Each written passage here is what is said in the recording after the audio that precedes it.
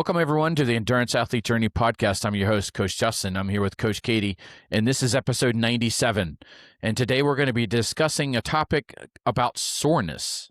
I think both of us are deep into a training plan where we've got races that are coming up, and we were just chatting offline before we started to record this, and we were both sharing our stories on what training has been like for the past few days. And I think both of us are in a very similar situation, albeit from different reasons on why we're in the situations that we're in. But I think both of us are kind of have hit this area of our training plan where soreness is really, really high. Fatigue is really, really high. Regardless of what the reason is, we're both feeling the same way. And when we were talking about what potential topics we wanted to talk about for this episode, I just said, I selfishly just said, hey, I want to talk about soreness because I've been feeling really, really sore. My legs are feeling dead. It's really hard to get them going. And so I selfishly wanted to discuss this because I really wanted to have this conversation just to kind of get some ideas from Coach Katie on maybe something that I can do, just talk through some of what I'm experiencing. And it seems that she's experiencing similar symptoms. Yeah, we guess could talk about what we're experiencing and then, I don't know, go. Yeah, so it could be maybe a little bit selfishly about our own experience, and then we'll dive into some other things. Yeah, just we want to talk soreness, about why soreness materializes in the first place. Is it good? Is it bad? What's it a real indication of? What's a signal of? What's it telling us? How do we interpret these signals from the body? Because not all soreness is the same. So there's a very thin line between soreness and pain. And so I wanted to discuss this because I see a lot of conversations with athletes either online or conversations that I have with people where we do talk about, man, I'm just really, really sore. And, it kind of like almost feeds into a little bit of a burnout scenario where they're just like, I'm tired of feeling this way. I need to cut back. And it's like they just kind of start to step away from the sport a little bit. And I want to encourage athletes that, soreness is part of the game. If you're training, there's the distinction that I really want to make is that if you're doing this for fitness and soreness is persistent, then yeah, there might be something that you want to look at. But if you're training and you're purposefully going through a structured process to bring about a certain level of performance, then you have to have the expectation of soreness is going to be persistent. Now, it's how we manage that soreness so that it doesn't materialize into pain and then progress into overuse, injury. So there is a logical progression that you would go through. And so we want to be able to understand why our bodies are sending these signals and when we should push through and when we should heed the warnings that the body is sending. So I think that this comes from just a lot of experience because a lot of new athletes don't understand what these signals are. They don't have enough experience under their belts to really kind of say, okay, I've felt this way before. This is what I did before. This is what I did last time. And it seemed to help. Sometimes those experiences are relevant. But then sometimes you said, well, I did the same thing that I did last time, and it continued to persist and developed into something else. So we're talking about the human body, and everybody's different. It reacts different ways. Adaptations happen at different rates, requires different stimuli. Sometimes we overstimulate and sometimes we're understimulating. So trying to understand what stimulus we need to develop the adaptation that we're searching for. And it's like we've talked about before, sometimes this is a little bit of a mad scientist experiment. To where you're just like, let's just see what happens. And then you pull that lever and you're like, oh, that was too much. And then that's just part of the game, so it has to be expected. So when these situations start to arise, how do you make adjustments going forward with your training plan so that it doesn't completely derail what it is that you're trying to pursue? without changing the expectations and goals that you have for a particular event. I hate for persistent soreness to result in that kind of situation where it's just like, now I've got to rethink my performance on race day. Right. Um, Which you is know, kind of where I feel like I've I been know. So, today. I feel this way. It's tough. Yeah, because I mean, I know I'm going to do a Kinder Grandma's episode coming up soon, so I don't want to overshare too much because I think mhm, I'll recap on everything that's been going on the last few weeks. But for me, I agree. I think it's really hard because it's this fine line of like trying to fatigue yourself, especially for a marathon. It's you're trying to put in the mileage. You're sort of expecting that you're not going to feel fresh and great every day. But I've had a few workouts now, and some of them are my fault because, or not my fault, but just like Tuesday, I did a really hard workout, or I didn't do, it wasn't really hard, but I had a workout that I was supposed to do. Let's see, I did my 22-mile long run on Sunday and then tried to execute that on Tuesday. So it's understandable that it didn't go quite the way I was hoping it would go because I didn't give myself enough time to recover from that. And it just was because of my schedule. I was feeling pretty good. So I was like, okay, maybe I'll just give it a shot and see how it goes. And mhm, then I gave myself like 3 days of easy running, you just very recovery runs, watching my heart rate, making sure it doesn't go too far up above zone 2, like, actually trying to pay attention to how I was feeling and just going really easy. And so I was very optimistic about my run today, and I woke up and I felt like sore, kind of hamstring sores, kind of like generally not 100%. But sometimes you just go out and you get you do it, and you as you warm up, you feel better. So it's never you can never take exactly how you feel in the morning and extrapolate that to like how you're gonna feel in the workout. But then I get out there and it's just a struggle the entire time. I had to kind of make some adjustments to basically be more based off RPE and not so much off of pace, mhm. which is hard for me because I'm trying to have these paces that I'm supposed to do for my marathon, and it was like a struggle for me. So I'm trying to adjust, just kind of looking at heart rate a little bit and RPE instead of hitting these exact paces. And so I did the work, but it wasn't at the paces, and my body hurt like soreness most the entire time, especially really at the end of the workout. And it's hard, I think, when you have especially like a couple of workouts, it's that question of, where a couple of the workouts don't go that well and you're sore and you're fatigued. Like, is this the line? Am I kind of going beyond it? Like, now do I need to pull back and give myself like a recovery, like a purely recovery day, which I've already decided I'm going to do on Tuesday, because that's the day that kind of makes sense for me. But it's like trying to figure out what the body's trying to tell me. Is the soreness, is the fatigue kind of going too far? And what can I make some adjustments? This is my last really long week or higher mileage week before it kind of starts to come down a little bit. So I'm just trying to see if I can continue to ride the line a few more days and then maybe take it easier. But that's so hard, I think. And even I, to this day, kind of struggle with trying to interpret what's going on with my body and not take drastic measures of kind of thinking to myself, at this point, am I going to totally have to reframe my marathon goal? And Yeah. the soreness is bad. And, those thoughts that go through every runner's mind, like I'm still susceptible to that. And that's kind of where I'm at anyways. So I know we're in different spots, but that's what I'm experiencing. So I'm curious kind of what's your soreness you think is, what's going on with you, Justin? Well, I've to be honest with you, I felt perpetually sore for like the past like 12 years. So, but Mm. that aside, it's like for the past couple weeks, I think I've been really, really sore, really tight,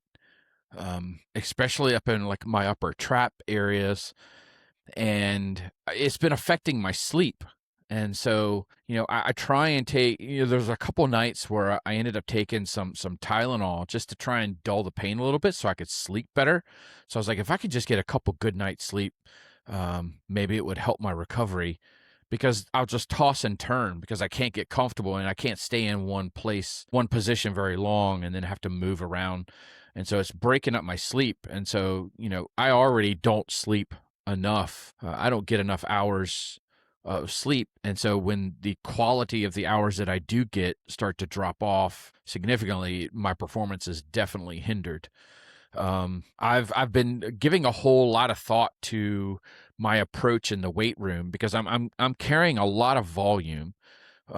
Because I like that style of training. I really enjoy volume training. And I'm 49 years old, so a lot of what I have to think about now is like I can't rely on approaches that I've used before because I'm getting older, and so my body is reacting differently to the same kind of stimulus that I've given it before because I'm getting older. And so, even if you do have a whole lot of experience as an athlete and you try and draw back on past experiences and what you did, sometimes those themselves aren't helpful because as we age, the body just reacts differently and takes longer to recover. And so if we say, well, this is the way that I've done it before, and you keep pushing, pushing, pushing, eventually the body is just going to push back. And I'm Mhm. trying not to get to the point where my body is going to push back on me, but I feel like I'm getting pretty close to that.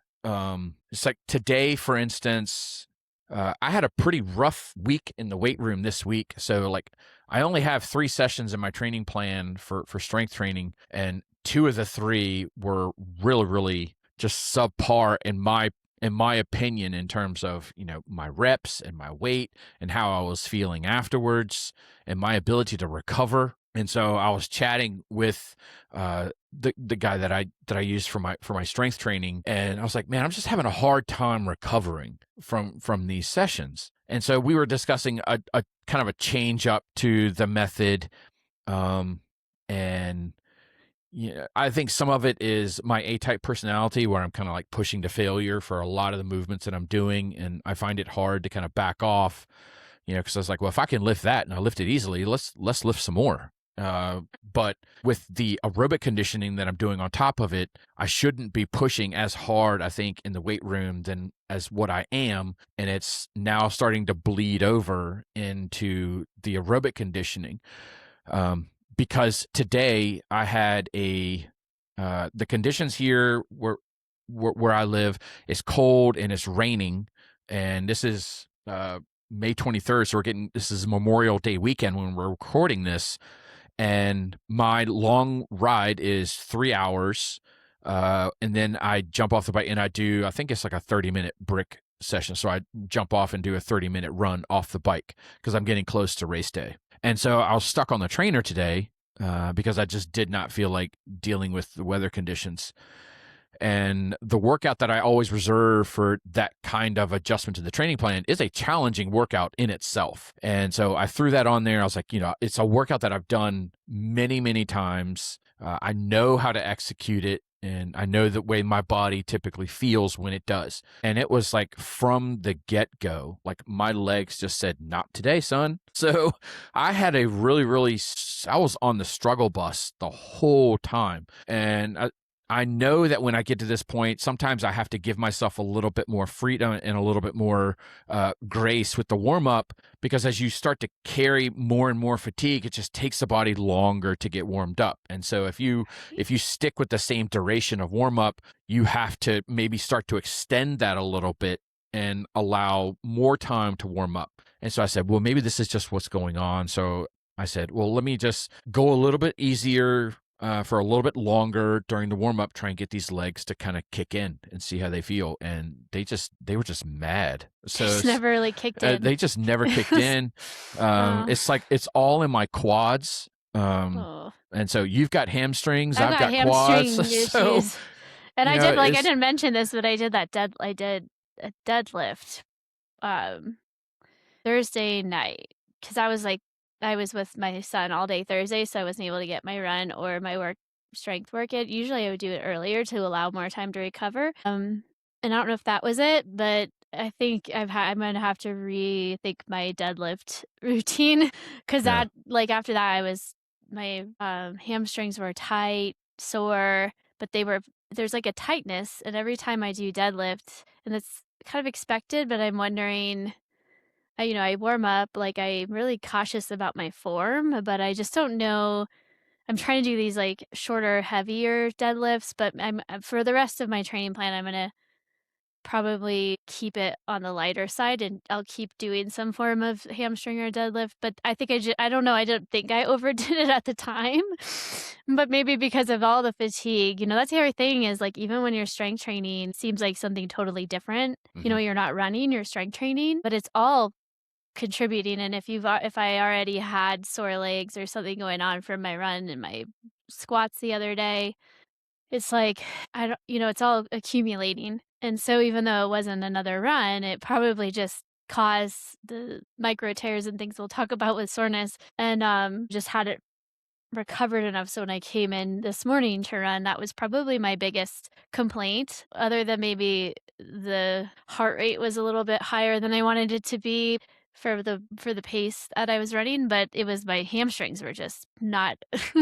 they were Yeah. tight. It was like they just couldn't I would stop and I would try to, like, loosen them up a little bit, and they would just go right back to kinda, like, tightening up, feeling sore, and especially on the right side, and that's always the side that gives me trouble, so that just when you're sore or you have something going on where the muscles are tight, your biomechanics change, and I could just tell my running wasn't as smooth, I wasn't running like I normally do comfortably at that paces I was trying to Mm. hit. It was not smooth as it should be, and so I do think potentially it's just like general soreness, and then maybe the timing of that workout wasn't fantastic, but I'm kind of in a similar boat, just I'm having hamstring stuff.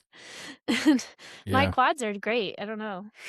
Yeah, so I ended up just actually cutting my workout short, and I skipped like the last like 25 minutes of it, which really makes me angry with myself because it kind of makes me feel like, well, you're just mentally weak today and you just couldn't Well, find it yeah, to push through. I But feel the same way. um I'm like, I couldn't do what I was supposed even though I got the amount of time I was supposed to go, in my case, I wasn't just able to push like, do the workout as it was prescribed. Like, I yeah. had to adjust it, and that's really hard, but I think for any athlete, but to be like, "Oh, I had it prescribed this way, and I had to, in the moment, kind of adjust it so that I'm still doing the work, but it's not exactly the way it was prescribed." And Mhm. then on Tuesday, I had to cut my workout short. I understand that, like, Yeah. I'm just it just happens. It's not that you're So weak, because I we know know. you're not weak.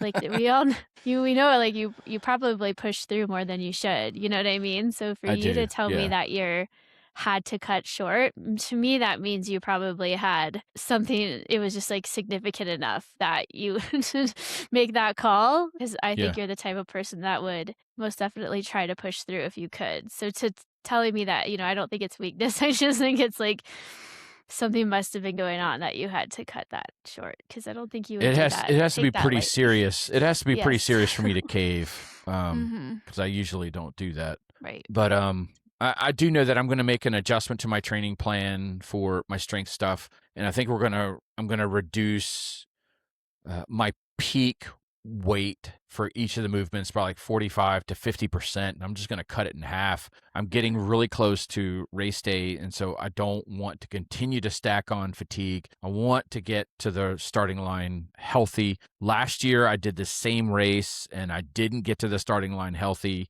I developed some kind of heel pain and ended up having to like cancel like the last week of running. And I don't want to do that this time. Well, So you I'm have trying to, 2 weeks to yell to yeah. but yeah, I would say definitely or So no. I'm gonna Yeah, 2 weeks. yeah, Yeah. it's 2 weeks. So I'm gonna make some slight adjustments in the weight room and see if that starts to help alleviate some of this and start to shed some of this fatigue. I've been in the sauna a couple days this week. As I'm trying, I mean, I know I'm behind the eight ball on my heat acclimation, and so I was like, let me just get into the to sauna a little bit and try and get a little bit of a sweat going on. I just wonder But too, it's I hard mean to I mean, find those are time. all stressful. Yeah, Like, that's what I've been wondering too as I maybe this week I actually really wasn't good about it, so I don't know why the heat training really probably didn't impact me as very much at all, so that I can't really blame that, but the there is a stress to it. I've never worn my heart rate monitor. Do you ever wear your heart rate monitor in the I sauna? do. Yep. Does it go up quite a bit, or do Yeah, you I just mean, notice it? I'm just sitting there, and my heart rate is in the 90s, close to 100 Mhm. beats per minute. So, I mean, if that's like considered to be like my resting heart rate is nowhere near. It's in the 40s 40s, right. is pretty So much that's my high. resting Yeah, heart rate. I've had So, athletes that I've talked to, or that I've kind of seen them talking about heat training, and it probably depends a little bit on how hot the sun is, but they were saying their heart rate getting up to like 140. Like actually like mm, workout, heart yeah, rates that, or they might see in like a zone 2 sort of situation. So there's definitely like a stress to it. I thought about it like maybe wearing my watch in the hot tub while I'm trying to do that, but I don't know if it's a waterproof one or not, but it's, something I've thought about, because 'cause I'm like, that would be really interesting to see what's happening with my heart rate during that, because it's very uncomfortable. So yeah, it is. so it is an added stress, and you have to think about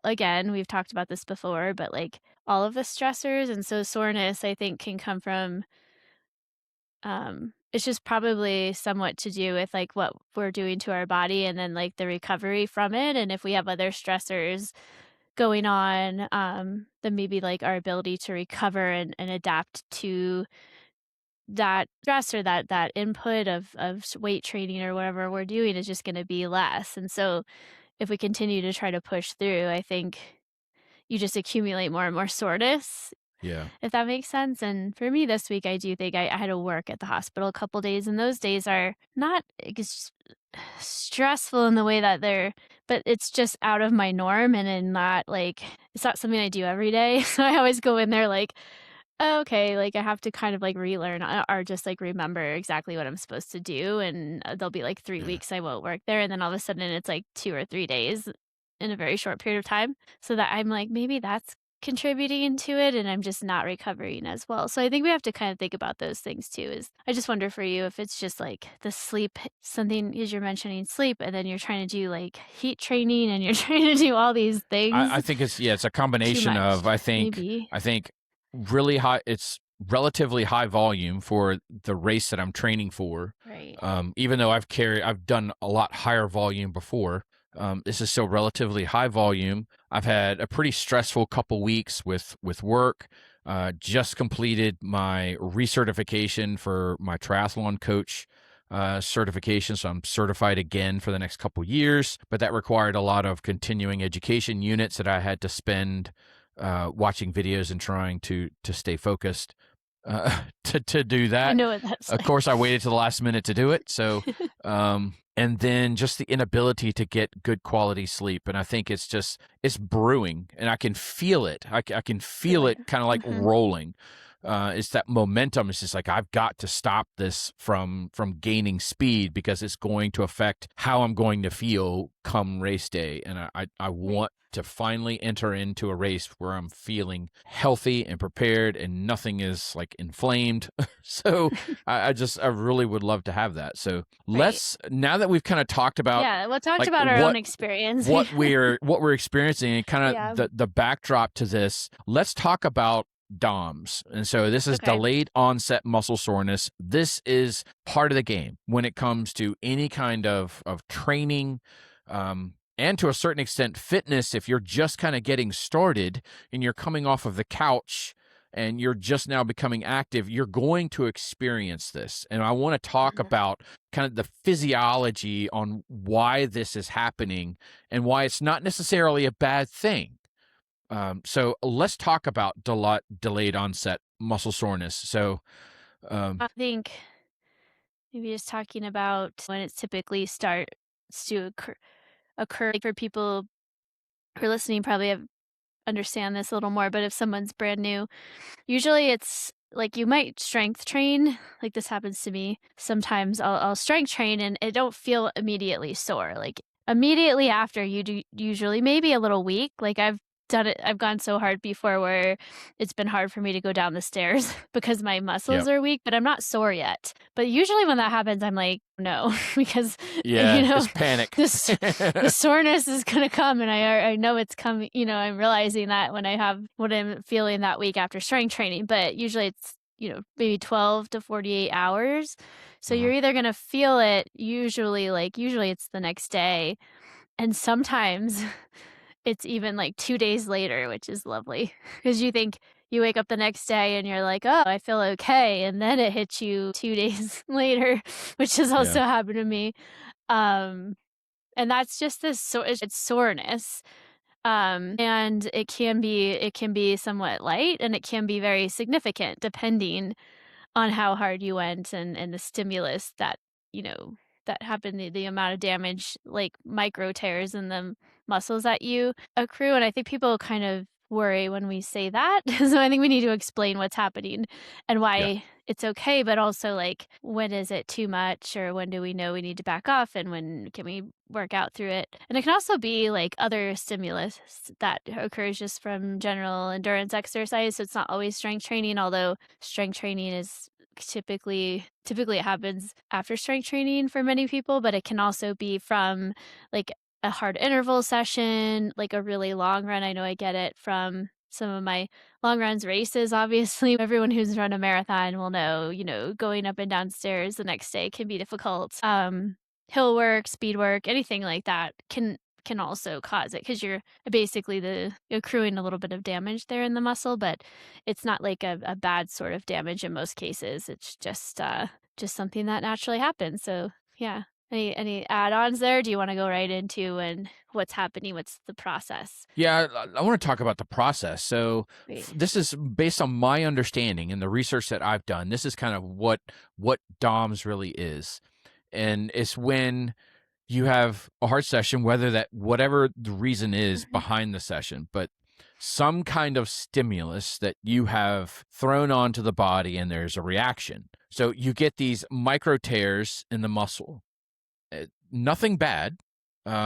That's Just like what it some is. mild Yeah, that's damage. what we're Yeah, looking it's for is some kind of damage mhm. to the muscle. So sometimes calling it micro tears kind of like can make people feel a little bit uneasy. You're like, oh my gosh, I'm tearing muscle, but It's just very it's yeah, it's let's just call it just some and let's just damage to the muscle. yeah, let's just also say it's, like, very small, like, you wouldn't be Yes, able to see it from the naked eye, like, not that you would right. wanna see that because you don't wanna but if we were looking at the muscle, we wouldn't be able to see it, just we'd have to get our microscope out. You'd literally have to look at it on in almost a microscope to be able to see Yeah. what the damage so it's very, very, very small, it's just small changes that are occurring within the muscle that, I think when we think of tears, we think of something that's, like, torn open and it's Hmm. something visible, and it's not like that. So don't think that don't Right. when we say microscopic tears or microscopic muscle damage. So So very small, very recoverable from. the Mhm. body's repairing process when that happens is that fluid gets pulled from the body to the damaged area. And with that, muscle almost kind of like swells to a certain Mhm. extent. It just gets Yeah, a little bit. Yeah, it can. larger to Yeah. accommodate for the additional fluid that's being brought in. Which is why That, sometimes when you do, like, push-ups or like, a strength training session, you may look, a little more, like, yeah. bulky right after because you might Mhm. have, like, more water swelling occurring, Yeah. And which it's is the fluid that is brought into the muscle starts to swell the muscle a little bit to where it starts to push on nerve endings. And that's where the soreness is coming from. And it's the pressure of the swelling of the muscle onto inflammation. these Yeah. nerves. And it's the body's just natural ability to Yeah. repair itself. And so But it's it's completely that, like, fine. acute inflammatory response Yeah. that we've talked about before. That signals that adaptation, so the body's coming in, and as long as you have the proper nutrients and you're not, you know, continuing to push yourself, the body will come in and repair those micro tears or micro damage that happens, and, yeah, the body will come in and what happens is think of it like, this is how I've thought of it before, so maybe this is helpful, it's just an analogy, so if you have, like, a house, and then there's, like, a tornado that comes through, and I might have used this before, but the tornado comes through and it doesn't, like, destroy the house, but there's a lot of damage or some damage, and so the people go in or we go in and we repair that house to make it stronger than before. So there's, whatever we're doing to the house, maybe just making it more stable, a little stronger, and then maybe the next time a tornado comes, if that tornado is the same amount of force, then the house will stay pretty well put without damage. if the tornado or some sort of storm is way worse, it'll cause damage again, and then, you might wanna come in and make that house a little stronger. So each Mhm. time, you're sort of there's a process of, like, rebuilding that has to happen to make the house, or in this case, our muscle, a little bit better able to handle that same amount of stimulus that we just put. So that's kind of the theory of adaptation, right? You Mhm. do something, you do a workout, a hard workout or strength training, you come in and you have these little bit of damage, the body comes in, repairs, there's that little bit of inflammation that happens that's actually normal and okay. The body will repair the tissue and make it better, stronger, so that next time that same stimulus comes along, it's not gonna cause the same amount of damage. So that's why with strength training especially, or any kind of, um, work, we need that we actually kinda want that response in some Mhm. level because we want to be stronger and get better, if that makes sense. So it's actually not a bad thing. Yeah. It only becomes bad when you've overdone it or you continue to push your body over and over again and you're not allowing the recovery, if that makes sense. So it's like Yeah, so that's yeah. one of the reasons why a tool like recovery tools like compression systems and things like that, like the Normatec, those types of pulsing constriction, what that's effectively doing is it's not helping you recover.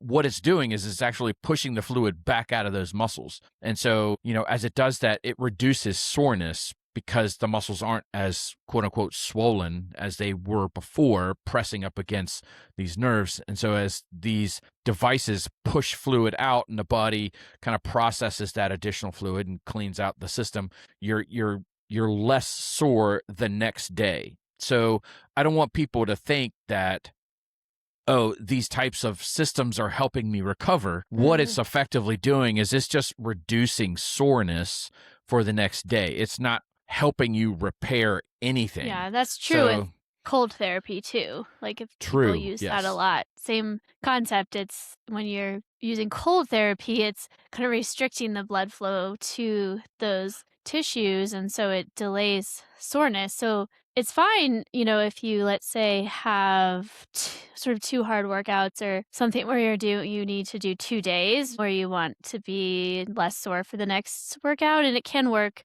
in certain circumstances, but it's not helping you really recover Hmm. any faster. It's just helping delay soreness. Yes. So it's fine, for that purpose. But if you're thinking either with the compression tights or the compression like Normatec boots or the cold therapy, if you're thinking that's helping you recover, I mean, I don't know, it's in that sense not. It's Maybe not. it It's is because it yeah. It's not repairing anything. It's Mhm. just it's treating the Maybe if you're symptoms is really what sitting it's there in doing. your Normatec boots relaxing, maybe that's I don't Yeah. know, helping you recover, but yeah, so I think that's a good point. I Yeah, have a Normatec system. I use cold therapy and things like that. So I understand there's a reason why I'm using those and I understand it, right, but I don't want people to think that these systems are shortcuts to right. the repairing process. So, yeah. Yeah, I haven't used cold therapy much. Maybe that's my problem. Uh, I did last time I was training for a marathon, and this time I just haven't just a thought. So maybe there's something to just generally reducing the soreness, and so you can maybe perform better the next time, I don't know. But yeah. So we kind of talked about why it happens, like what's going on with soreness. I think it's just like there's degrees to it, right? So mhm. I think when we're like talking about whether or not we should train and we're like what soreness is and how we need to interpret it, and if we can still train, I think we need to just chat a little bit about like common characteristics of soreness. I mean, it's just that it's hard because discomfort and pain is very sort of subjective to each individual. Anytime I've kind of learned more about pain, whether it be people experiencing pain or chronic pain, it's sort of the level someone's in pain is very subjective to their own experience. And so it's hard to talk about discomfort and pain in any sort of way that's sort of universal to everyone. And this is exactly how I experience pain. Some people don't experience it, or I think with endurance athletes especially because we are so used to some of this discomfort, like, our relationship with pain is different than somebody who's maybe just, like, brand new to the sport and hasn't had this experience because it can be very jarring. I mean, I've worked with Yeah. individuals. I had a lady I was working with who I've always been very, adamant and very, strong opinions about strength training and how important it is for women and men, but especially for women as we age. And so I made it very clear, like, we need to, strength train more. So this woman went out and found a personal trainer at a gym, and this irritates me. He just gave her this workout brand new, never she's not really in like someone that works out often, has never really strength trained.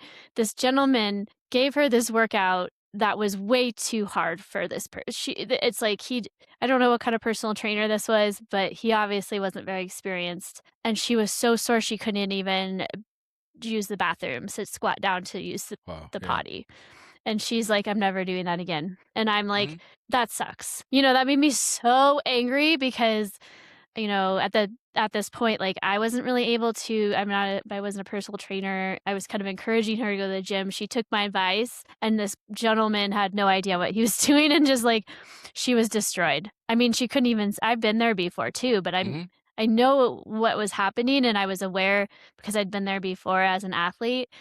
I've definitely done that to myself where I couldn't barely squat down to use the bathroom. So it's like, but when you don't know that experience and that is a level of, it's pretty painful, it's pretty uncomfortable, to have this lady then be like, I'm never going to do that again. I got so mad. I wanted to go personally find this person, this personal trainer, and like yell at him. I was like, Yeah. because that was the one and only time she would ever do that because of that experience, because she'd never had that experience before. And I felt bad. It wasn't exactly my fault, but maybe I should have vetted. I don't know. Sometimes you just kind of like experiencing those things, where Yeah. you want to help people and you can't help them all the time. But It's one of the things that it's one of the things that I've had to learn as a coach, and I'm glad that you brought this up. Is the pain tolerance across people is very subjective, very different. Sometimes I get athletes that I'm working with, and they're just like, "Oh, I'm so sore, I'm so sore," and I was like, "Yep, this is to be expected." And I expected it. If you weren't sore, I'd be questioning things. So we need to push through this because I know once we get onto the other side of soreness is where you get the adaptation that we're looking for. If we're constantly working in a way to avoid soreness, you won't get the stimulus that you need to build the adaptation that you're searching for. But there's a fine line between stacking on too much soreness, like I've said before, where it then progresses beyond soreness, and now we're getting into the realms of injury. And I mhm. think you have to be a little bit careful, but you have to be willing to tolerate some level of soreness, and you have to expect, like, when you start, that level of soreness is going to be significantly high, Yeah. because you're I mean, starting hopefully not as from the high ground as floor. So that, because hopefully you're not pushing yourself so hard in that very first few workouts that because you don't wanna you have to be careful too. Because I've been there before just for whatever reason, maybe getting back to it after taking some time off from training or, yeah, I don't know. I just remember doing, like, again, it's probably deadlifts get me every time, but it was probably some sort of strength training workout, and then the next day or 2, I mean, barely able to walk, and then I'm trying to go for a run, and I'm, like, unable to move, or it's mhm, that bad. Um, that's probably a level of soreness that's a little bit too far, and I think people that happens, right? yeah. Like, it happens to me. Unfortunately happened to that one lady in her very first try, which I just wish she had had a little more experience before that had happened. But, when it's, like, impeding your ability to such a degree to even move around the house or to be able to, Mm. I don't know, like, in my case, I think I tried to go for, like, an easy run, and I was like, "Ooh," like, it's impeding my ability to even move effectively. Like, that's probably to an extreme where you're Yeah. just so impacted by it that it's impeding on your biomechanics, so we wanna try really hard to get it right so we don't end up there, but there's probably somewhere along the spectrum of soreness that's kind of in between that and, not being sore at all, right? Kind of in the Right. middle there. So it is something we almost I think to have a little bit of soreness is I think okay and to be expected. Yeah. Um, but if you don't have soreness, doesn't mean you didn't do something right, you know, either. It just depends on the what's going on. But I also want people to also be like, if they're like, "Oh, I don't feel sore. I did a really tough workout and I don't feel super sore." That doesn't necessarily mean you didn't do something right either. So I want to put that out there because the Yeah. body I adapt. go back and forth on that one. So, because I know that there should be some kind of physiological reaction to the stress. And so, if I do give somebody a hard workout and I was like, and I know that the next day I purposefully give them something easy because I was like, I know that they're going to be sore. Because this is going to be a Mhm. lot of stress. And they come back to me and is like, oh yeah, I feel great. And it kind of makes me start to wonder. It's like, okay, well, how did they execute this? Right. Is it not the kind of workout that I think it is? And usually I test these workouts out on myself before I give them to somebody else. And so it sometimes it makes me wonder. It's just like, man, there's got to be some level of soreness. There's something that's I mean, I really like soreness, I wonder, because sometimes I think I'm so But it could used just to be their the way that the way that they interpret the because soreness. that's what I'm Like thinking. they could have a really high pain tolerance and they're just like, "Oh yeah, I don't feel sore." But if I give the exact same workout, same execution to another athlete, they're just like, "Ouch." That Yeah, that was I can't hard. I walk. can Yeah, that barely was hard. move. Same workout, Yeah, same execution. It's just the maybe way that their similar body is fitness. interpreting and their Yeah. tolerance to discomfort could be very different. And so 'Cause I'm thinking that for that could be it. myself, there's a lot of times I'm like, "I'm not that sore," but then I, like, go out to a run and I'm like, "Well, I'm not sore, but I'm definitely not able I wouldn't be able to do a hard workout again." It's not Yeah. like I'm fresh either, so I think that's the hard part. I think like I mentioned before with pain, it's hard, because everybody's pain tolerant like, what I would interpret as not being sore might actually be slightly sore, but I'm just so used to being sort of slightly sore that it seems like I'm not sore. If that that's like doesn't I just like that doesn't make any sense, but I just think I'm No, like it does because interpreting that way. I think it alludes to the distinction between soreness and fatigue. Mhm. Because if you go out to that workout and you're like, I don't feel sore, but I don't feel like I could do a hard workout, then maybe what you're just experiencing is just accumulated fatigue, but it's different from Yeah, soreness. right. But I don't So always feel sore yeah, even. So I don't know. I think it's hard because I don't think we can always I wouldn't personally always use the soreness, how sore are you as a metric to make sure that the workout's actually doing its job because I don't think every time you need to feel sore after every hard workout either. And yeah, even strength training, like I don't feel sore after every strength training, even when I am doing a progressive overload. It might depend and sometimes it's funny because I'll feel sore one time and not the other, but um I mean, I think it is something we wanna pay attention to, but I just don't know if I would necessarily use that as, like, an athlete telling me that they're not super sore. I don't know if I would be like, "Oh, no, I didn't get the workout, Lee." I think I would wanna look at other parameters as well, because I don't think everyone experiences soreness the same, and I don't think every workout's gonna provide soreness for people. The one thing I wanna talk about is just a few things with soreness too, is just that usually there's, like a slight ache or stiffness that, people experience that's kind of the soreness. It's not like we'll talk about the difference between soreness and pain, like sharp pain, like concerning pain, in a minute. Usually it's somewhat symmetrical, so you experience it in both hamstrings, for instance. One might be slightly worse because you might have like a asymmetry in your strength in yeah, some cases where maybe like for me, I think there's something going on kind of with my right hamstring and so the experience today was it was worse. I could feel it in both hamstrings. It was kind of worse in my right side, which is typically what happens to me. So there's some sort of asymmetry in my body mechanics or the way my strength, and so it's not always gonna be, like, perfectly symmetrical, but most cases, you'll feel it in both unless you're very, very weak on one side, and you're just training the same weight, and for some reason, one leg is more sore. It usually improves as you warm up. That's true. Most cases, if you start a little bit of you might be like this happens to me, especially aging. I don't know, the fatigue and the aging and the soreness. Like I have to give myself sometimes like double the amount of warm up that I had to give myself in my 20s Yeah. just to get that soreness out and feel like normal, like and it starts my my warm-ups are slow at the start. Like it's just a like real easy jog. Like it takes me a while to like warm up out of that soreness. So that, Hmm. that's but it where eventually usually I kind of feel better once I'm warmed up. If you don't, that might be more of a concern.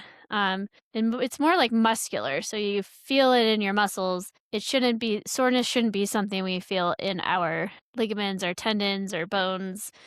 Um it's hard to sometimes differentiate. I think sometimes like is this muscular? Is this something else? But and if it's like a sharp pain in your a bony area, that might be more of a concern. And it's often worse getting out of bed, like when first thing in the morning, you might feel pretty sore. I know I do again. I think it's an aging thing. And then like going to downstairs, I've mentioned that a few times. Like, yeah, I know if I've had a hard strength training session when I struggle to go down the stairs in the morning.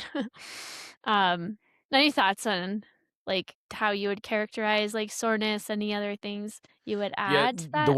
one thing that I would add to it is that sometimes uh, you can experience uh, tendon pain or inflammation in the tendon simply because the muscle itself has remained tight over a prolonged period of time. So it's not that, you have, some kind of issue with the tendon. Is if we can just work to get the muscle to release, then it releases the pressure off of the tendon, and that's what will bring the inflammation down. So if you're starting to feel pain in like joints in there and things like that, then sometimes that can be brought on by, just pain in the tendon where you have to find where the tightness is like further up the chain. I know that I experienced that with my Achilles, and I know that when I start to feel my Achilles flaring up, it's because I haven't spent enough time trying to get my calves to release. And so, I have to go in with some rolling and some percussion and try and get those muscles to loosen up a little bit to release the tension off of the tendon. And so, sometimes that's where that can materialize. I know sometimes with plantar fasciitis can be brought about by just really tight hamstrings. I know it doesn't seem intuitive. You're just like, oh, but that's the problem with the feet, and the hamstrings are way further up the chain. But I've experienced that myself, where I've gone in and it's like, why do I have these? Why do I have this plant? Why is my plantar fascia so inflamed? And Mm. they're like, here, bend over, do an RDL. And you bend over and you're just like, I And you can can't bend barely over. bend. Yeah, And they're just like, that's my well, that's problem. why. So Yeah, I do this, like, mobility thing, and they focus heavily on that posterior chain because that's my yeah, problem, especially the the hamstrings, so, yeah, I mean, I think that's part of it too, is it may not if it's tendon, it may be because you're sore or you do have that stiffness or that tightness in the muscle, so working that out is helpful, and maybe you'll also feel less sore. I think just generally just trying to get the blood flowing blood yeah. flow maybe in the muscles, so I think doing things that's where I think I don't know, mobility, I think just helps you kinda be able to move a little bit better, but it helps kinda loosens maybe the muscle stiffness. But I also think, like, sometimes that is where heat therapy or something that kind of helps bring blood flow into the muscle can be helpful Hmm. too, to kind of offset some of that. But what about the difference between that and pain from Yeah, that's where I wanted to go next. so it shouldn't be sharp, right? It shouldn't be stabbing, Yeah. right? If it feels as though something's sharp, like like maybe it doesn't happen when you're just sitting, but you get up and you move and it's just like, whoa, that's sharp pain. It's like Hmm. radiating through the body in a way that is alarming, or like it does feel like literally somebody's stabbing you with a knife like that would feel. I've never had that happened to me, so I can't exactly say I know exactly what that feels like, but that sort of just like it's sharp and like alarming. Yeah. That's where the difference is, I think, between just general soreness and like, whoa, that's not good. Something's way, way off. It's usually like localized too. If it's like it's like an injury, it's more like achiness and soreness is kind of like you can just feel it generally through like an entire muscle, usually, like the entirety of your quads or the hamstrings in general just kind of feel achy throughout. Usually if it's like a injury, it's like very localized to one specific spot. So on the hamstring, it might be like closer to where the insertion is on one of the tendons and you're Hmm. feeling like a sharp just pain very localized to one area or just localized to the knee or the ankle somewhere. And it's where it's in the muscle, but it's very, very one spot Yeah. located, and the rest of the muscle isn't feeling it. Like, I don't know, like, it usually gets worse during exercise, not better, so when you warm up, if it's, like, a true injury, something's kinda seriously going on, it's not improving. Like, soreness generally, well, you might still feel it, but you'll be able to kinda work through it, and then once you get the blood flowing with the exercise and kind of start to loosen up the muscles, usually it starts to get better. But with actual pain or actual injury, it's generally not getting better. In fact, it's oftentimes getting worse as Hmm. you move into your workout. And sometimes depending on the injury, sometimes it won't be felt when you're offloading it, and sometimes it will be persistent when you're off. Like a usually like a stress fracture or something with the bone. If you're offloading it, like, you'll still feel the pain in the foot, for instance. If it's like Yeah. a foot fracture, it won't be something that you offload it and it goes away. You might still feel something, in there, like it's radiating a little bit stabby kind of feeling. Even when you take the foot off the ground or lie down, you might still feel it. That would be a sign usually, that there's something more serious. So I don't know if you have any thoughts on what to add there. Uh, I don't know. I know that I start a lot of my workouts where I'm asking myself, okay, am I sore or is this pain?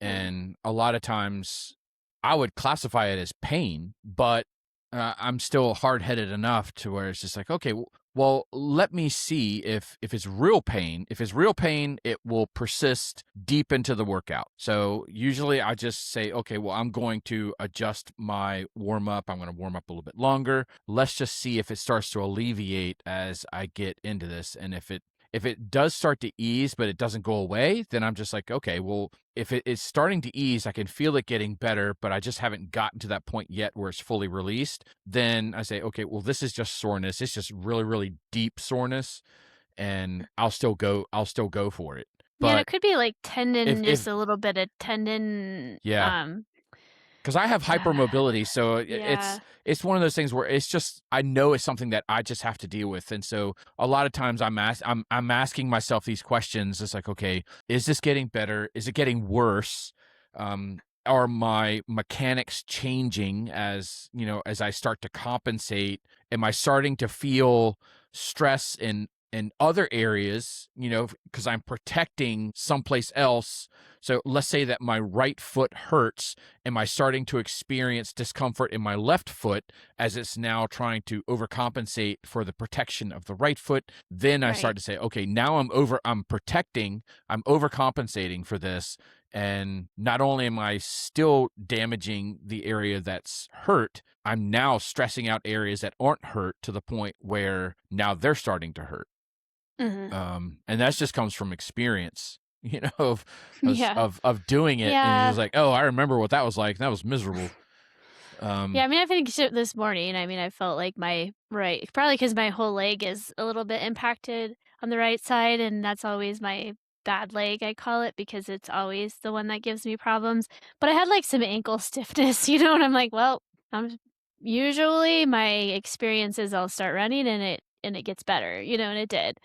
But if it hadn't and I had started to feel more discomfort and pain, I probably would have stopped. But luckily I got into the run and it was just like not any I didn't even really feel the ankle after that point, but it was just kind of stiff this morning. So it's hard mhm. because yeah, I think that's probably the test really is like unless it's like from Like, I think sometimes there are certain things that you're like, "Well, that's alarming." Like, it's something like I mentioned, like, because oftentimes stress fractures are, like, very pinpoint pain in some part of the especially foot. I mean, I'm thinking of the stress fractures of the feet. There's usually, Mhm. like, a very sharp pain kind of in the foot, but I've also had foot pain that's probably just tendon or muscular related Mhm. that I've worked through. So it's hard. I think you kind of almost have to get out and start the workout. And if the pain is getting worse or maybe not better, even, I mean, if it's that bad and it's just persistent, it's so much to the point where you can't think about anything else and it's starting to worry you, then maybe that's a time to to stop. But Yeah. it's hard because I do think there's so many experiences I've had where I have this little bit of something and I'm like, "Well, I don't know, it's like, I don't know what's going on." I'll Yeah. try to roll it out with my little foot roller, or I'll try to, like, do some stretching to kind of alleviate it at before I start, and then I'll go out, and I'm like, "Well, we'll see," and then usually I've been lucky enough in some cases that it just goes away. The only time that didn't happen was with my IT band syndrome, and it didn't go away. There are injuries that actually occur, then you'll usually know that they're that they're occurring because there's, like, impeding your ability to continue running. But yeah, it's just such a hard topic because I do think it's takes some experience as a runner. This is why I do think it's helpful to have, like, a coach maybe to talk things through, and a coach that has some experience in the area of like, "Okay, this is what I'm feeling, these are Yeah. the symptoms I'm having. Should I be concerned or can I still try to run?" To have somebody that you can talk to, or I also think it's helpful to have like maybe a physical therapist that you can kind of check in with, when you're trained not have to check with it every week, but even just to have someone that you've established a relationship with. So when you start to, if there's something that is concerning you pain wise, my suggestion is to go into that individual sooner than later, especially if you're having some sort of not soreness, but pain that's Mhm. impeding your ability to move. The sooner you go in to see that person, the better, especially when you're newer to the sport and you don't have the experience. I think it's helpful to have somebody to sort of discuss this with, because I think the temptation would be maybe like, "Oh, I'm sore, or I'm a little bit uncomfortable. I'm gonna take the day off completely." Maybe. And that's maybe not the case that you need to totally take the day off, Yeah. or rest. The other thing I wanted to mention too is with soreness, is that it can impact your performance, obviously. Like, I think that's kind of what partially was my experience today was the soreness, maybe tightness in the muscles. I was trying to run and I just felt stiff. I felt like my biomechanics were a little off. It's usually like more fluid, a little easier. It wasn't going as fluidly as it usually does. And so Mhm. there may be some performance impacts of feeling soreness or having, obviously, if you think about it, if you have mild muscle damage and then you're trying to do another workout, your body hasn't fully recovered from the previous workouts or workout. And so you're sort of now sort of treading this fine line of like, continuing to push the body and maybe accrue more sort of damage. At some point, you do have to allow your body to recover. It's sort of part of training is this like accruing some mild muscle damage and some fatigue and then sort of coming back from that. And it is a hard balance sometimes to get that correct. But I don't think you should necessarily take the day off. So I don't know your thoughts or what you think about doing a workout through. Should people like, actually, like, do their planned workout if they're sore, or what do you think, Justin? Yeah. I I think it kind of depends on what the workout is and the severity of the soreness. Because I have worked with athletes where it's like, the slightest little thing and they're just like, "Oh, I've got to take a week off." I was just like, "No, this isn't going to help us because what's going to happen is that you'll take the week off and we'll get back to it and it's going to come back. That's what happens. Yeah, It's going to you're come gonna get back sore, and and you're then probably you're gonna going be to get even sore more all over sore. again and you're going to get this cycle of trying to get started and because you're not willing to to go with a little bit of discomfort. Mhm. Discomfort is fine, is to be expected. Soreness is fine, is to be expected. It's when we start to where we cross this threshold between from soreness to pain is where that's what starts the conversation. Um, I'm really bad person to ask. Right, I Hey, know, it's hard should I 'cause do this? Because I'm a lot more conservative with my athletes. So if I had an athlete come to me and it's like, this is how I'm feeling, I'll ask, follow up questions and really kind of like pick and prod at it and say, okay, I'm trying to discern on, how severe this is. And, are they just being a little over dramatic, that because that happens from time to time. And then if I start to feel like, okay, is the risk really worth the squeeze on this one? So it's just like, okay, well, let's adjust the workout and we're going to go day by day. So, I'll reduce the intensity the next day. And it's like, let's just try this. So here's tomorrow's workout and tell me how it goes. And then sometimes they'll come in and they're just like, oh, I felt better. Then I know Mhm. it's like, okay, well, that was just soreness. If they come back to Right. me and they're just like, oh, it was just as bad, then I say, okay, well, tell me what it means to be just as bad. Was it still,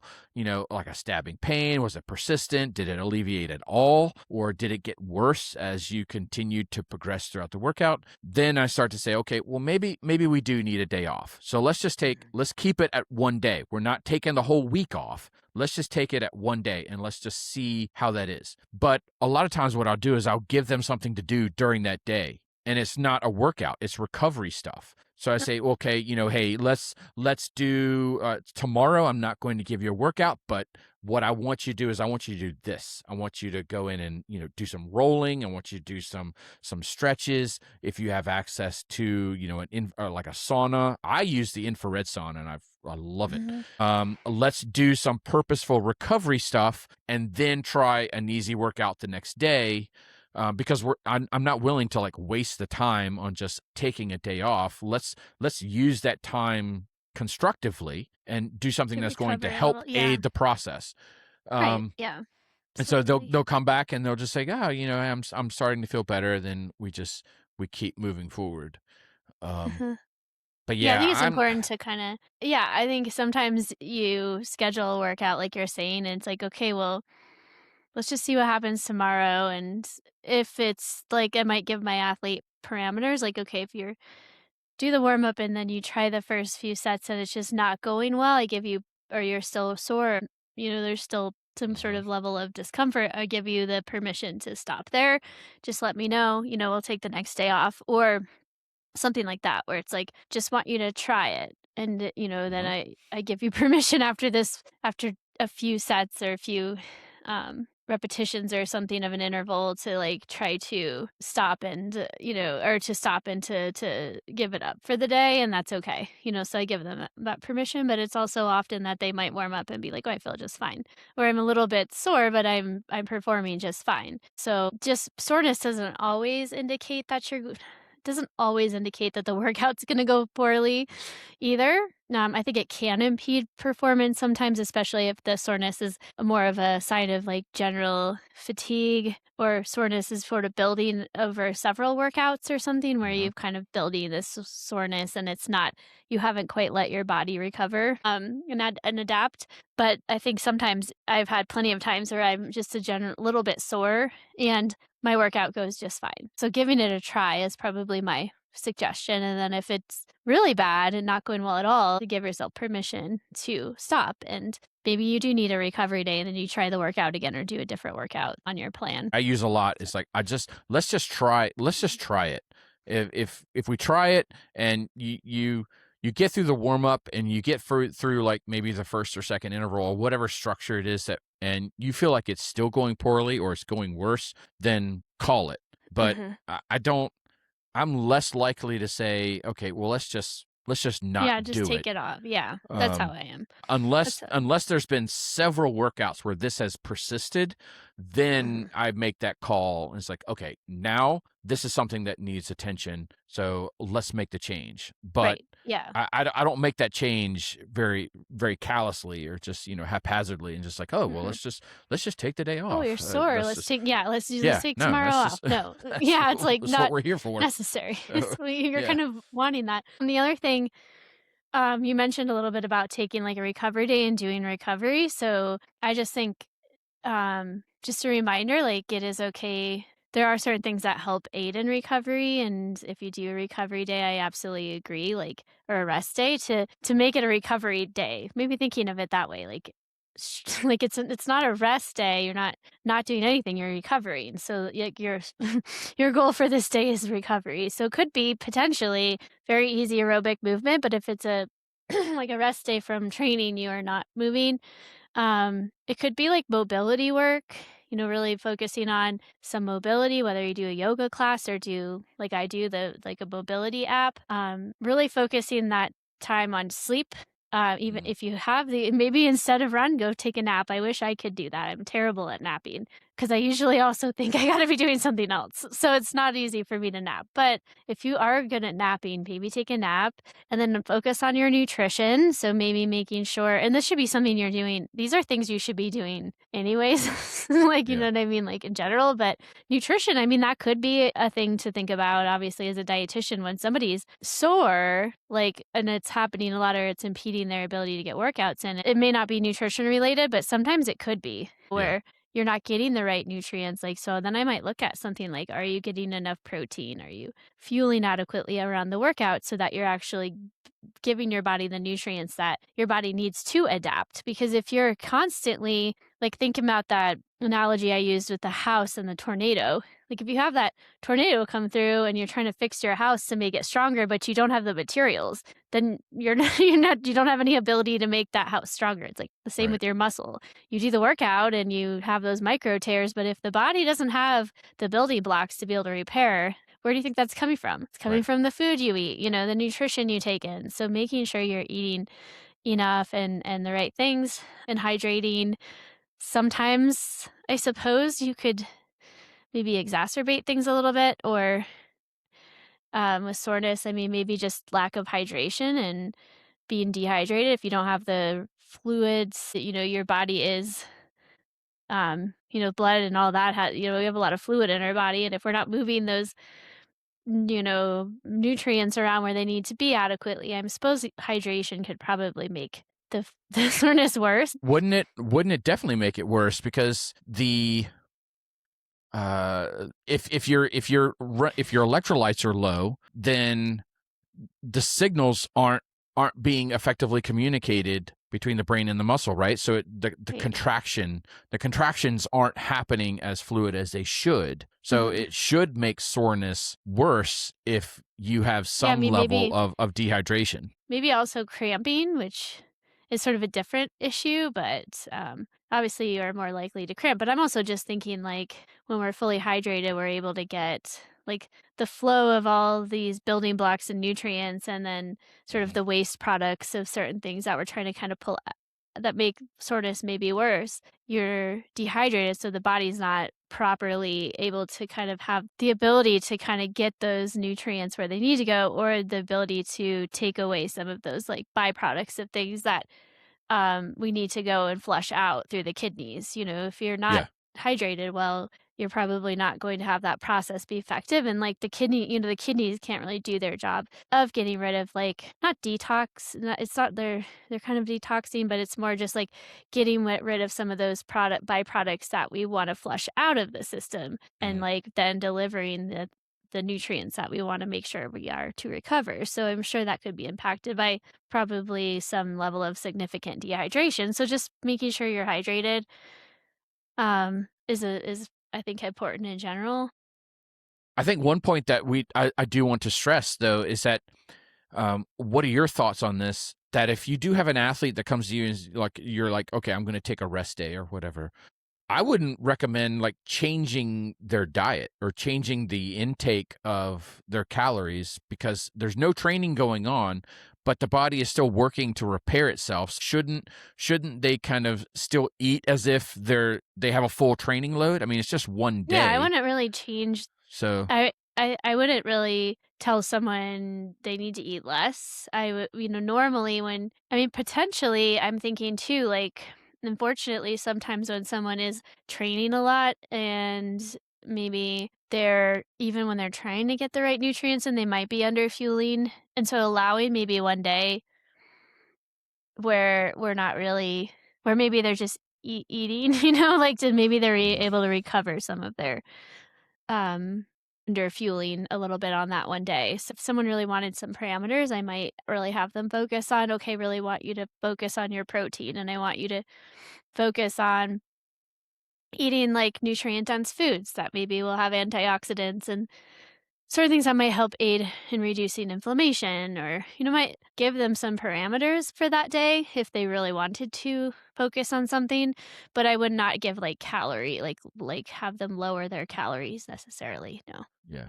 Because I Yeah. think that might be uh, something that somebody would do. It's just like, oh, well, I'm not training today, so I need to reduce calories because Mhm.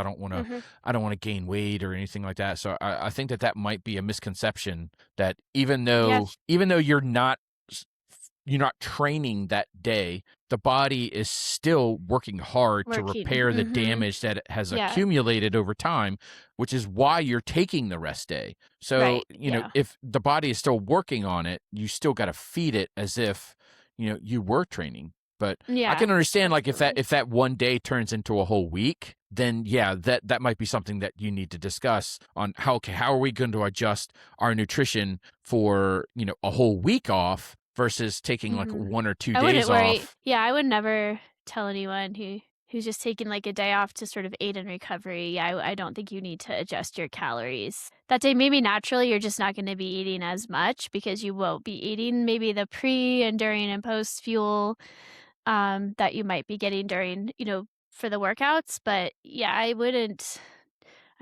would caution someone to just kinda eat as they Mhm. normally would, or maybe focus on something like protein, but not reducing calories, for sure. Because yeah, one day isn't gonna make it you're not gonna gain really any weight in one day, even if you overeat a little bit. In fact, that might be helpful for your body to get a little bit more than it needs in one day to kinda help even, yeah, recover maybe some of the underfueling from other days that where you maybe didn't get enough.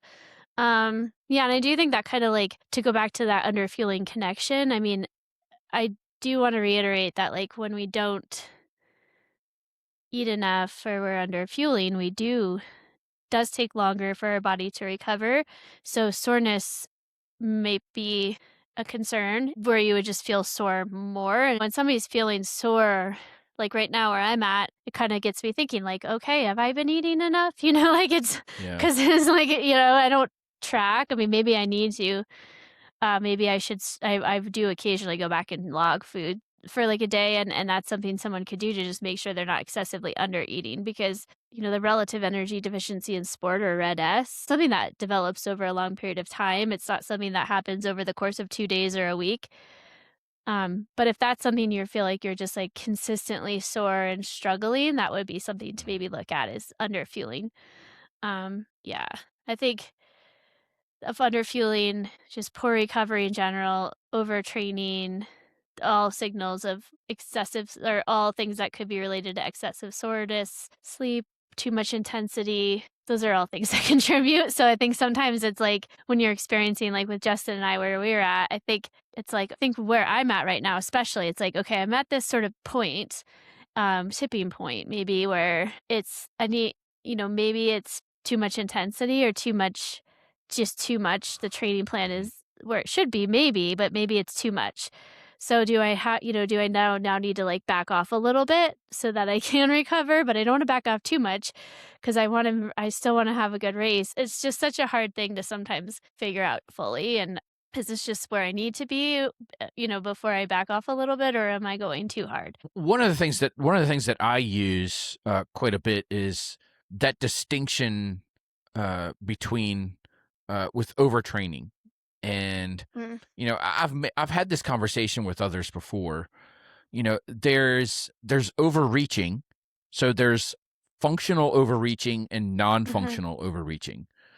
So if you get to the point where you're like, I'm feeling really, really sore, or you have this what's called decoupling. And decoupling is when you have your rate of perceived exertion isn't consistent with the heart rate or the performance that you're Mhm. getting out of that session. So if you go out and let's say that you do a zone 2 workout and your heart rate stays fairly low, and let's say, we're like 130s, 140s, but it feels harder than what it should, that's what's called decoupling. Mm. And if you get to the point where you're overreaching, functional overreaching is perfectly fine. And it's what we really want. That's where the adaptation takes place. You're Mhm. overreaching, but you're still seeing the performance gains from that effort. So one of the things that I've been trying to assess in my own workouts lately in the way that I'm feeling, I'm asking myself, okay, is this functional overreaching or is this non-functional overreaching? Do I feel like my performance is increasing, or do I feel like I'm actually starting to lose performance now as I push forward? If you get to the point where you're starting to feel like you're seeing your performance fall off, that's the tipping point. That's where you say, okay, now I need to roll this back a little bit.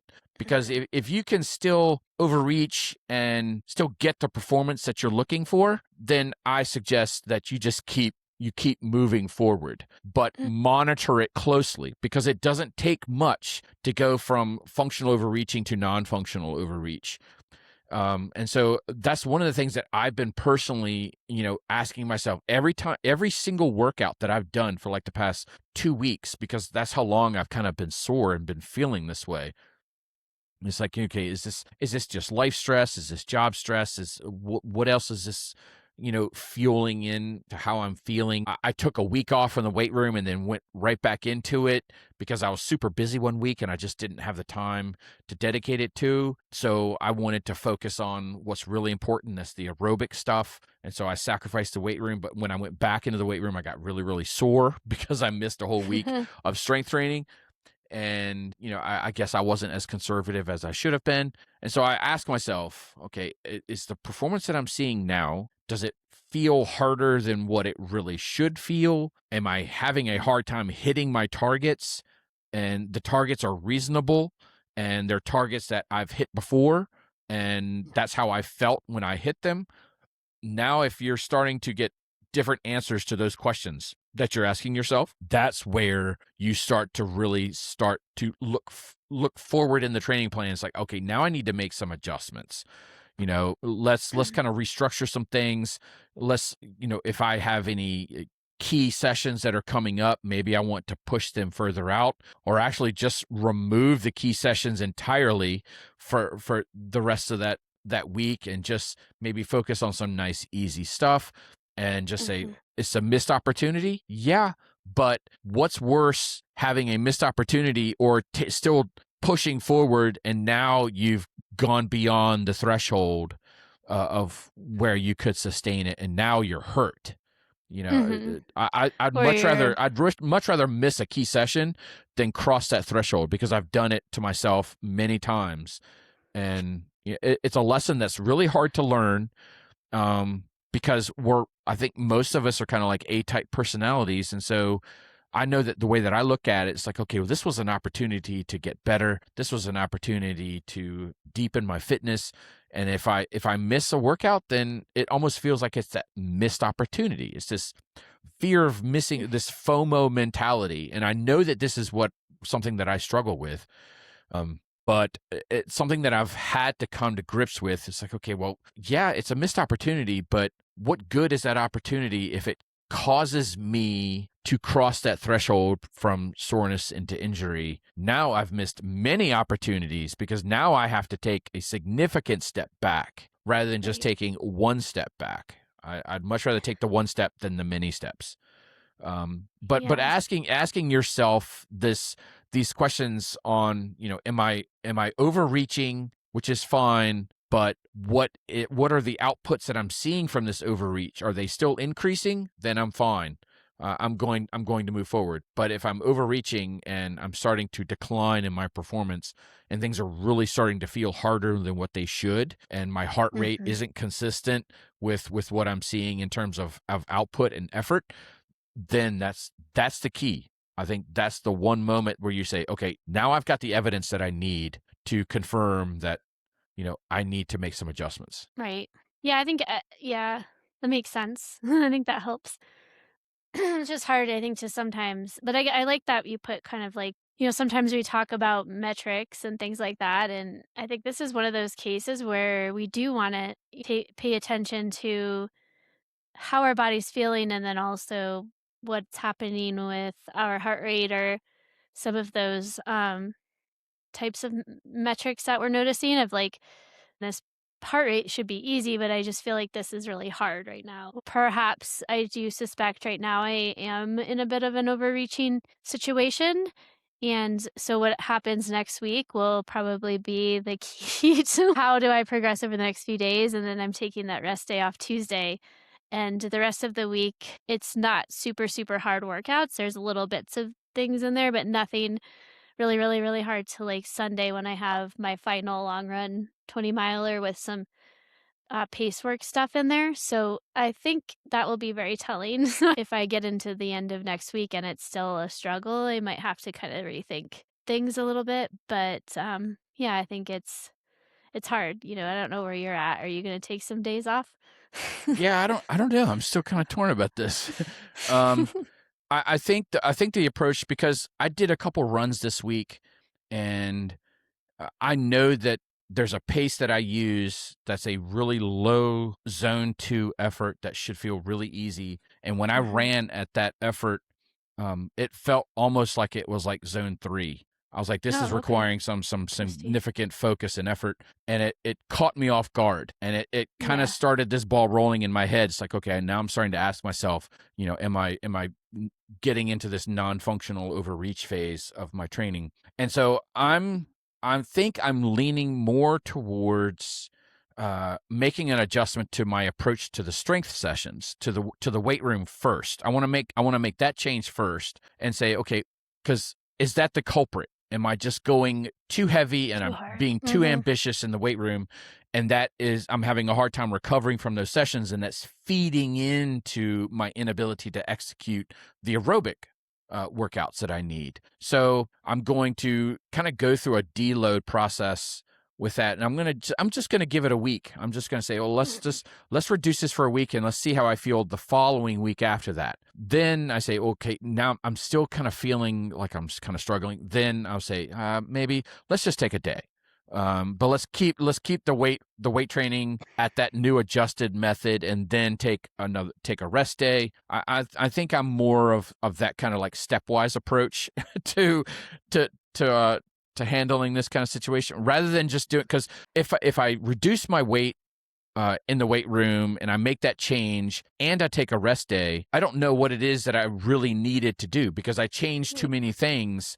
So I don't know Yeah, if that the makes rest sense. day was really beneficial or if it was just the adjustment in the weight room is beneficial. Yeah. So, I'm I mean, probably gonna do both. I'm still taking the rest yeah, day next week because I'm an I'm economist by need by it. Yeah. training, and so Yeah. that's my education. So I'm a firm believer in this ceteris paribus assumption that, all things remaining equal, and I change one thing, then I can say, well, that led Yeah. to the change that I wanted. Yeah, for me, So either way, I need a rest day. Like, I've been training, I think, since I started feeling better. There's been 3 solid weeks of no yeah, I've had a couple, like, recovery days, but I haven't had a rest day in a while, so I probably need one anyways. And I'm gonna the strength training, I'm just gonna make some small changes, especially with the deadlift piece, just to kind of, like, not end up being, like, sort of destroyed by that, because it's okay if I lose a little bit of strength in my deadlifts, if that means I can run my race, and then I'll yeah, regain it when I'm done, you know? So, I'll do both, but mostly because I know the deadlift was the issue this last week, and I still need a rest day anyway, so it's kinda hmm like I'm not worried about whether which one or whatever worked, as long as somehow at the end of the week, I'm that 20 miler, I'm like, "Oh my gosh, I'm actually able to hit my paces yeah, and feel good." Well, not good, but, feel okay. If I can do that, then otherwise, I'm not sure what's gonna happen. yeah. Then I'll have to then I start, and then I only have 3 weeks until the race, so we're running out of valuable time here to gain any more Yeah. fitness. I think I have 2 weeks, and so Yeah. yeah, You're already spending you're hazing the spending barn spending pretty spending much. this week reducing the strength training, and then evaluating on And how then that hopefully you're effect is. tapering a bit Then next that would week. give me to my taper week, and then Yeah. I was like, okay, well, do I need a day off or then I'd say, yeah, let's just take a day off. It's taper week. The training is what it is. I've been super consistent, and I'm not too concerned about it. I'm not going to get any more fit, and I'm not going to get any less fit Yeah. between really now and then. Yeah, The only thing that I exactly. could do is cross that threshold and hurt myself. So that's where the real risk is presenting right now, from where I am relative to how close the race day is. So Yeah, you don't want it to be 2 weeks out and then get hurt. yeah. I suppose it could happen. So we gotta, like, we gotta end it. I know we're a little over, and you gotta go. Yeah. So, all right, guys. So, I want to thank you for joining us. This has been episode 97 of the Endurance Athlete Journey podcast, where we've talked about soreness and how it materializes in the in your training process. What are the questions that you should be asking yourself in order to differentiate between soreness and pain, and how to walk that fine line in order to still build the adaptation and the stimulus that you need to progress without pushing it too far. So I want to Yeah. thank you guys for joining us. If this episode has been helpful to you, and you've learned something, or you feel like there's somebody that you know that would be helped by this particular episode, please, I hope that you will consider leaving a review, leaving a comment, share the episode with anybody that you feel it would be helpful to. Those are greatly appreciated, and we really appreciate those comments and reviews. We do not monetize this podcast, so we don't have ads, we don't have sponsors, so the comments and the reviews is what really helps us break out to where other people can find us. We're still doing as much as we can on social media in order to really bring exposure to the podcast. But those reviews and comments really help. So, if you're listening to this on audio only, so it's on Spotify or Amazon or iTunes or wherever, or if you're watching us on the YouTube channel, leave a comment and a review. Those, we really appreciate it. We also have the private Facebook group. So it's the Endurance Athlete Journey podcast group. It's a closed group. All you have to do is answer one simple question and agree to the group rules, and it lets you right on in. This is an area that we've been building from day one, where it allows us to develop this community and really connect with those people that are enjoying the podcast, listening, and it will give us an avenue to push out additional content that supports the podcast, comes in and supplements the information that we're sharing here, and will also give you a voice on, telling us what it is that you would like for us to discuss.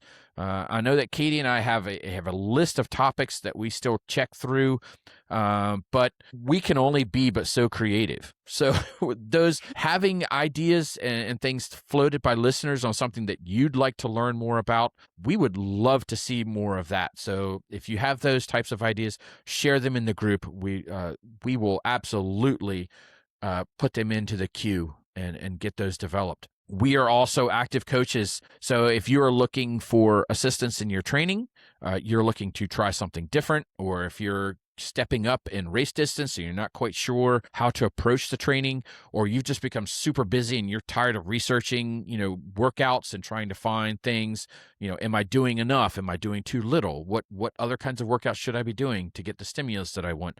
I hope that you will consider us as your coaches. So you can go to fuel2run.com for Coach Katie. She does dietetics for all sports, as well as run training. You can go to tabularossaracing.com. I do single sport and multi-sport training with custom training plans, and one-on-one custom coaching are options available to you. But we are actively bringing on people, and we would love to talk to you and see how it is that we can help you move forward and progress in your journey. I can't think of anything else. Again, this has been episode 97. So I want to thank you guys for joining us. We look forward to coming to you again next week with a new topic.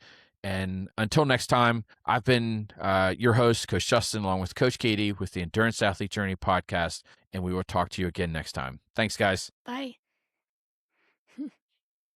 Yeah, so we're out.